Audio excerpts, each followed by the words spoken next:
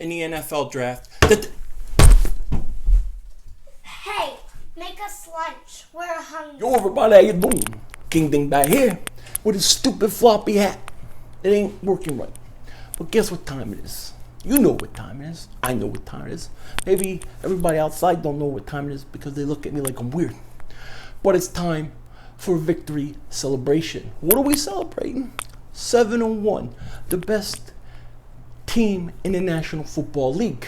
So what do we got? You got it. Let's do it.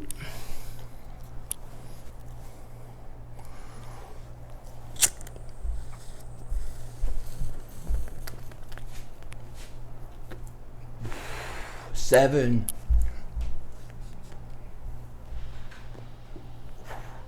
Edward. What a day. What a day. Now, let's start with this. The Eagles beat the 49ers. Now, the 49ers stink. We all know they stink. There's nothing anybody can do about it. But the thing is this was a game that you had to figure there was some sort of letdown. Now, I can tell you from a person who does videos, has his own channel, talks to other fans, there was a definite drop in intensity, even from a fan's perspective all week. No fan thought we would lose. No fan thought there would be any chance in hell that the 49ers beat us. But you could tell the intensity wasn't there. And I'm talking about the fans. I'm not even talking about the team yet. You know? And then when you look at it, and you look at the team, they had just played Carolina a couple weeks ago on Thursday night in Carolina. Then they come back prime time on Monday night to play the Redskins in a huge NFC East battle. I mean, as big as you can get in the NFC East this early, they had it. So there was going to be a drop-off. I mean, there's no doubt about it. It's natural. It was going to happen. If you go and you look at the weather, and, you know, with the weather taking place, bad weather, it was the perfect recipe for a letdown. But even in a letdown situation, we're still talking about a team that won 33 to what, 10? I mean, and that was a letdown. That was bad play. That's how good this team is. They're that good, okay?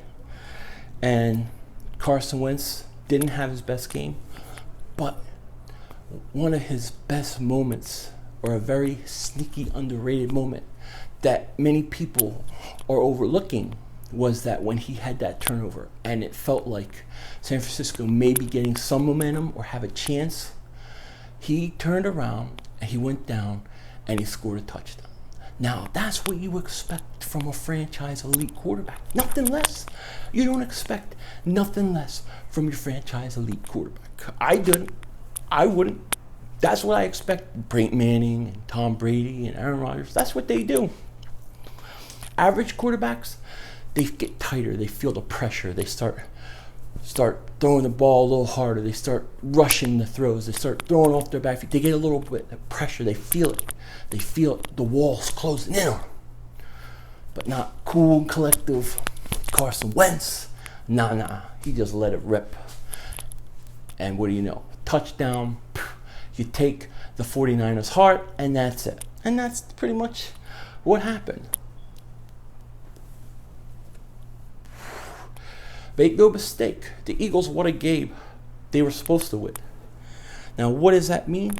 In the end, it means another conference win. It means at the halfway point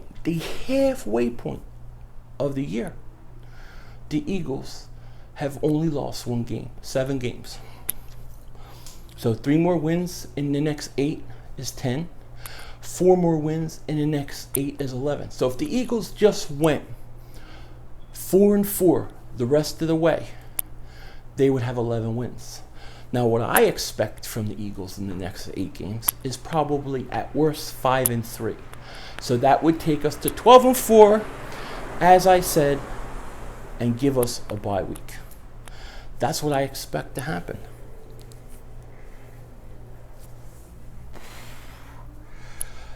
And it's going to happen. Oh, yeah. big time.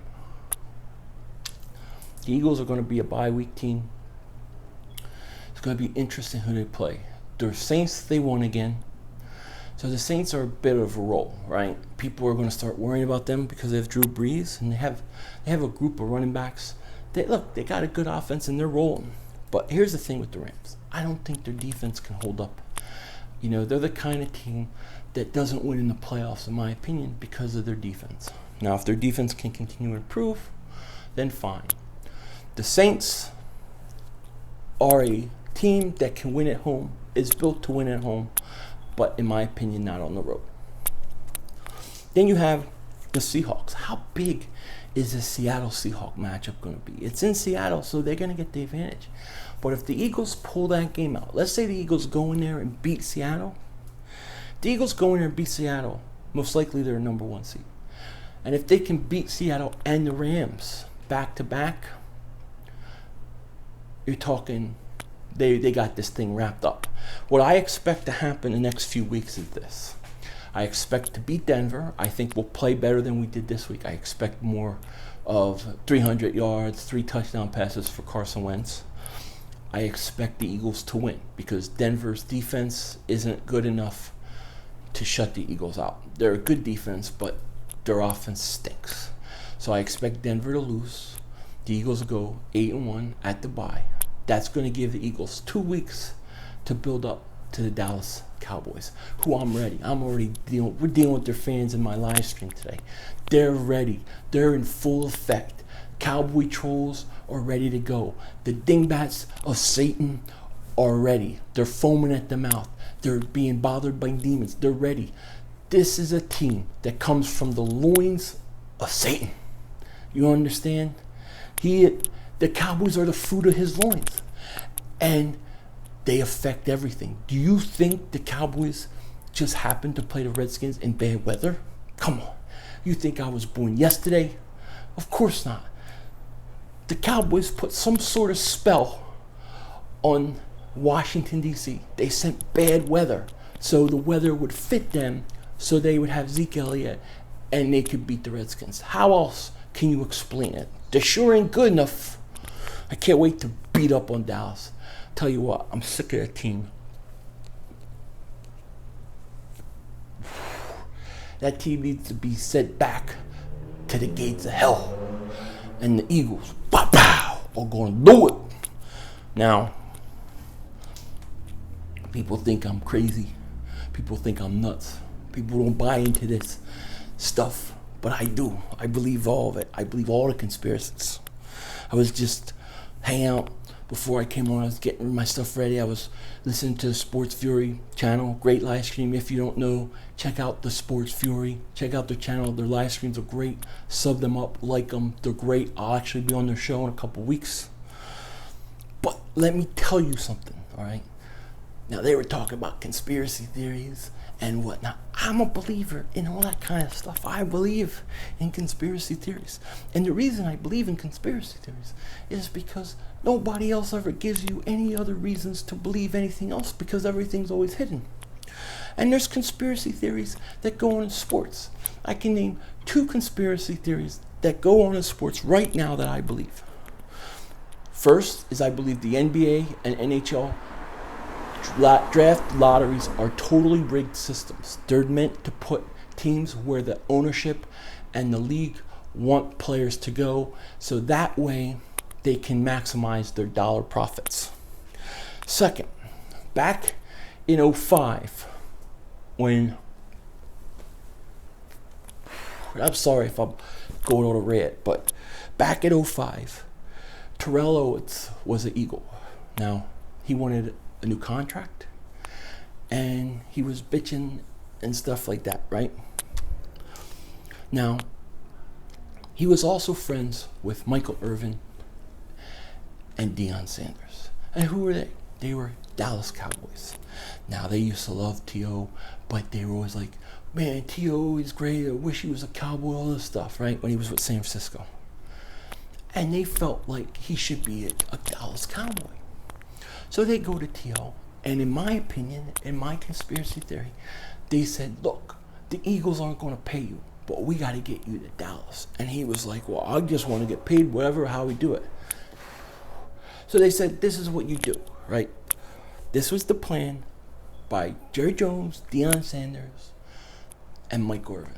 They said, what you got to do is you got to go on TV. I believe it was either Sanders or Irvin that interviewed him. We're going to conduct the interview, and you're going to bash Donovan McNabb and compare him to Brett Favre. If you do this, this will cause such a stir because you and McNabb are beefing. McNabb won't put up with it. He'll want you gone. That the Eagles will be forced to basically suspend you and then let you go. That will give you the freedom to sign with the Dallas Cowboys. And that's what exactly happened. And I believe it was it was a plan all along from Terrell Owens, Mike Irvin, Deion Sanders, Jerry Jones. And I believe there should have been an investigation. So, yes. I believe in conspiracy theories, even in sports. Now, there's a lot of them I'm looking into right now. Current events, Las Vegas, that's a big one. Just all sorts of stuff, right? I read, I look, I watch all this stuff. I don't believe all of it, but I read and watch a lot of it. Pretty crazy. And why am I talking about this? The hell I know. I'm smoking a cigar, I'm enjoying my stuff. This goes where it's going to go. So one other thing I want to talk about is I want to talk about opportunity. I want to talk about opportunity and the trade deadline. Now, the trade deadline is Tuesday, and the opportunity for the Eagles is to go to the Super Bowl. This isn't a word people want to hear. People are scared to hear it. But if you're scared to hear it, then you can't really think the right way you have to about the trade deadline, okay? The trade deadline's coming. This is a 7-1 team that has an opportunity to go to the Super Bowl, to go to the championship game. They have a chance. The way the NFL is going this year, it's wide open. And it would be wrong for Eagle fans to not acknowledge that or understand it. Now, that's not cocky. That's not arrogant. That's not dingbattish. That's just the truth. So, when we look at the trade deadline coming on Tuesday, I think the Eagles fans and the Eagles management and front office, they have to look at this deadline differently than maybe they would have early on in the year. All right? This is a team that needs to try to bring in some more talent for the second half of the season. Okay?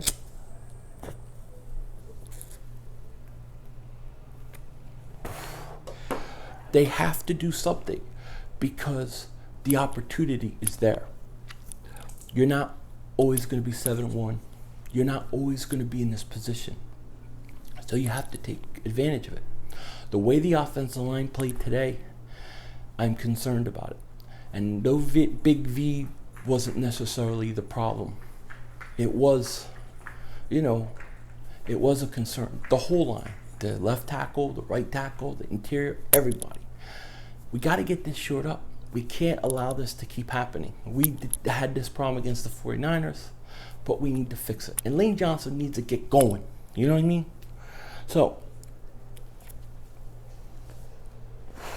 Joe Staley remains my number one target. Unless his injury to his eye is so bad that he can't play the rest of the year, I'm going to get him. Now, he's in Philly overnight at a hospital. The team left him behind. That means it's time for the Eagles to sit there, send the fans, send balloons, send flowers, send food, send everything you can to butter this guy up. Send Joel Embiid, send whoever. I don't care. Just send people to talk to him and try to show him how great this town is. So he goes back to San Fran and says, I wouldn't mind getting traded there. And the 49ers at 088 would be crazy to me to not try to acquire assets at this point. Okay?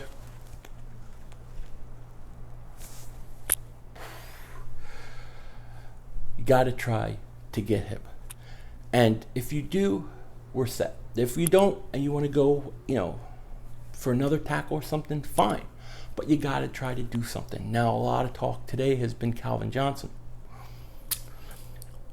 Apparently, Calvin Johnson is having his rights shopped, and certain teams have inquired with Detroit about it. I don't know what Detroit would want, but I can't imagine they could want a lot. And if Calvin Johnson was really coming to Philly, in my opinion, that would be great. But here's my one stipulation. I have one stipulation. I want assurance that Calvin Johnson will play next year. If he guarantees me he'll play next year, I would make a trade. I would do it in a minute. And to me, getting him shouldn't affect me getting Joe Staley or somebody else. I would do both. Okay? So you don't give up all your future assets, of course, but you give up some for now. You have to. You're 7-1. You have a chance. Do it if you can. Now, do I think Calvin Johnson's coming to Philly? No. I think it's really more of a distraction than anything else. I think the real trade is Joe Staley or another tackle or that kind of thing. If there's a running back or if there's somebody that we're not thinking of being shopped, we got to jump on it. But the important thing that I'm trying to say is it's time to go out and make a trade. The next 2 days are very important. And I think it would be wrong of the Eagles. I think it would be wrong to not actively try to make this roster better right now. You have to stop thinking just about the future. We're too far ahead. We're 2 to 3 years ahead of where I thought we would be. So I don't mind taking a 4th pick in 2018, taking a 3rd pick in 2019. I don't mind doing something like that, putting some picks together and improving for this year. Because you're in such a good situation, you have to take advantage of it. I'm not saying go crazy and trade all your first picks or anything like that. Don't do that, but give some of it. Give something away. Give some of your picks. A 4th round pick this year, maybe 2 4th round picks, maybe a 4th and a 3rd, maybe even a 2nd next year for the right guy. But when you're 7-1 and you have a chance to do what the Eagles have a chance to do, you have to try to do it. And this team and these players are playing great.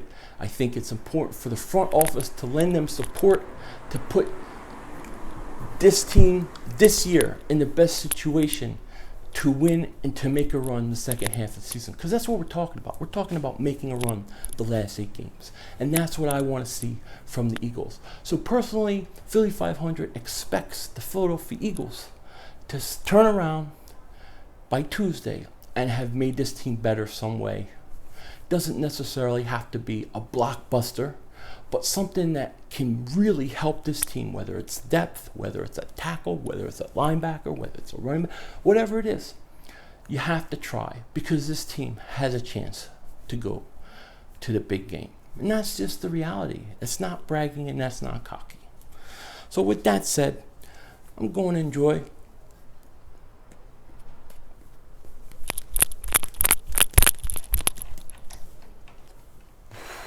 the rest of this thing. Then I'm going to go shower, brush my teeth, clean my face, get the smell off me so my wife doesn't want to be away from me. And I'm going to watch the rest of Stranger Things too. With that said, I hope everybody takes care. Talk to you later. Thanks for joining me on my live stream tonight. And you know what? Most of all, have a good night and don't be a dingbat.